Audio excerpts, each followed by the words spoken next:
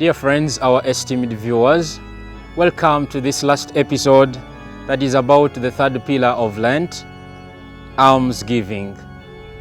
Almsgiving is an act of giving or donating something to the poor or to the needy. It is an act of charity that involves some sacrifice on behalf of the giver towards the one who is in need. And it has for intention to foster fraternal charity, which allows to step outside of ourselves and focus on the needs of others. Throughout his public ministry, we see Jesus in a special way having this attitude of caring for the poor, for the sinners, for the impoverished, for the sick, and all those who are at the margins of society. Jesus gives us an exhortation on how to give alms, and he says, "Do not blow your trumpets like hypocrites do."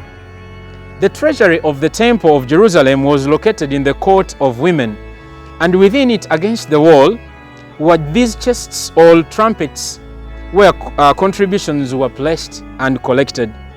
And Jesus one time was standing by and observing these people giving in their contribution, and he observed this widow who gave her all. She gave 2 copper coins, and Jesus said, "She has given better than all of these other people." Jesus says when we give alms, we should not boast. We should not blow our trumpets.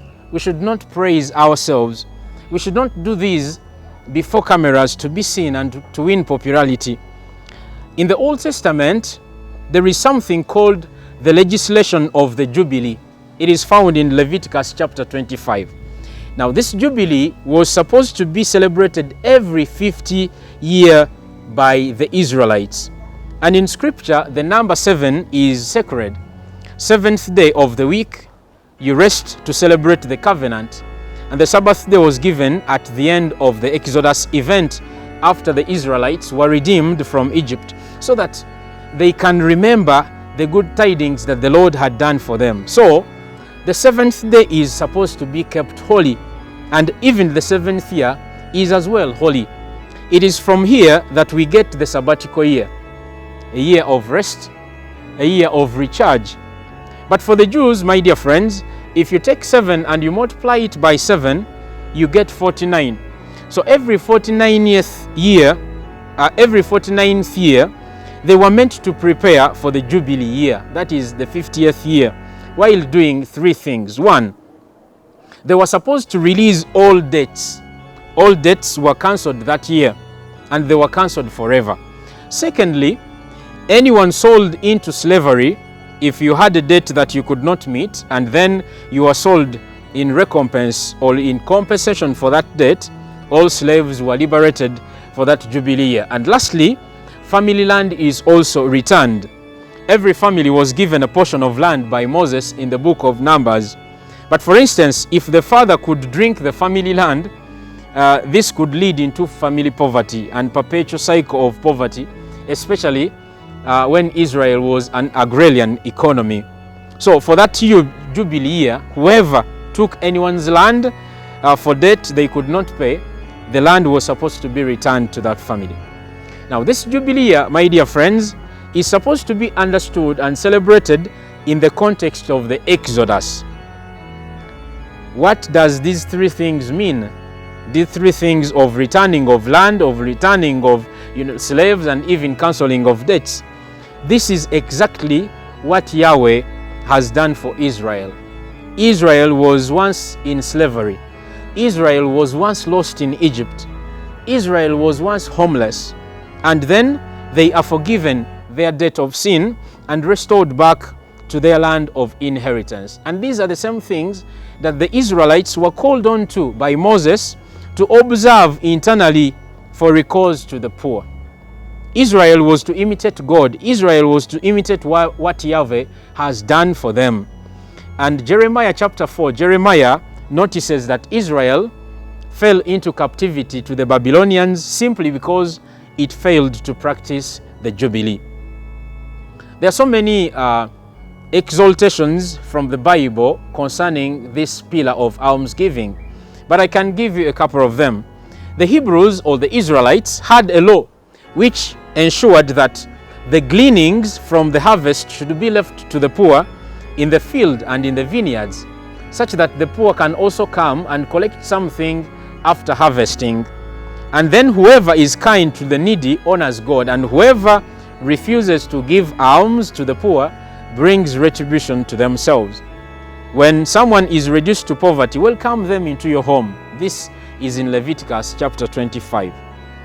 The book of Tobit also describes at length this practice as Tobit shares his wisdom with his son Tobias, that he is to give alms from all his possessions to the upright, and not to give with anything but a cheerful heart. Giving with a cheerful heart. He is exalted never to disregard the poor. He is even to give in proportion to what he has, and not afraid of giving even from the little that he has. By doing this, Tobias is assured, or he is establishing a treasure in heaven. My dear friends, in the New Testament, Jesus exalts us on how we could be practical in giving alms. In the Gospel of Luke chapter 10, we see the parable of the Good Samaritan. And the Holy Father, Pope Francis, speaks so much at length to this in his encyclical Fratelli Tutti. The Holy Father says, in chapter 2, I think it is entitled, A Stranger on the Road. This is a stranger on the road. There are so many ways today how we do pass by a stranger on the road. It is either we retreat inwards, or we ignore, or we choose to be indifferent, or simply look elsewhere. Simply look elsewhere, and we don't look at what we should do or what is needed of us. And the question that we need to ask ourselves is not as much who is my neighbor, but whom am I neighbor to? When we ask ourselves who is my neighbor, it is as if we want to gain people's attention, but we should be rather asking ourselves a simple question: who am I neighbor to? In that way, we will be active in looking out to the lost of our society. Jesus asks us not to decide who is close enough to us to be our neighbor, but rather we should ourselves become neighbors to all. We should become neighbors to everyone. We should actively participate and get involved in rehabilitating our wounded societies, imitating this Good Samaritan, this man who reached out with compassion to the wounded man. He stops, he cares, he spends his money, and then he gives his time. We are encouraged, my dear friends, during this Lenten season to be in solidarity with the needy. We have been gifted in different ways, but we have been gifted to give. It is in blessing others that we are blessed the more. We should look out to the 3 L's: the least, the lost, and the last of our society. We have a lot to share with others. Maybe not necessarily in monetary terms. Everyone has something of their own, and no one has everything. I like the words of St. Pope John Paul II, who says, "Nobody is so poor that he has nothing to give, and nobody is so rich that he has nothing to receive." We need to be sensitive to the needs of our brothers and sisters, to the needs of the poor. I wish to end my reflection with a simple story about suspended coffee. This story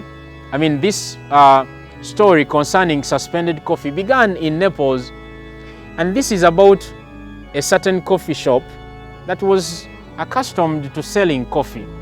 Someone enters in this shop and goes directly to the counter and says, "Can I have 2 suspended coffees and then 1 coffee for me?" And then the waiter or the waitress serves them with coffee. People keep on doing this practice until the end of the day. And then we may ask ourselves, what is suspended coffee? Just out of the blue, a poor man enters this cafeteria and goes directly also to the counter. Without money, he asks the waiter or the waitress, "Sir or ma'am, do we have some suspended coffee?"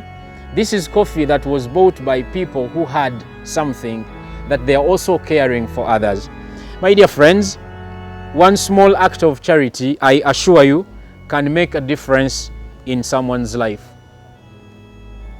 I wish you a blessed Lenten season as we are getting closer to celebrating the Paschal mystery, the passion, the death and resurrection of Christ.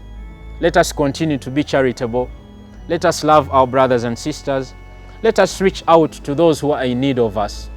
I wish you a blessed Lenten season, a blessed Holy Week, and a blessed Easter. God bless you.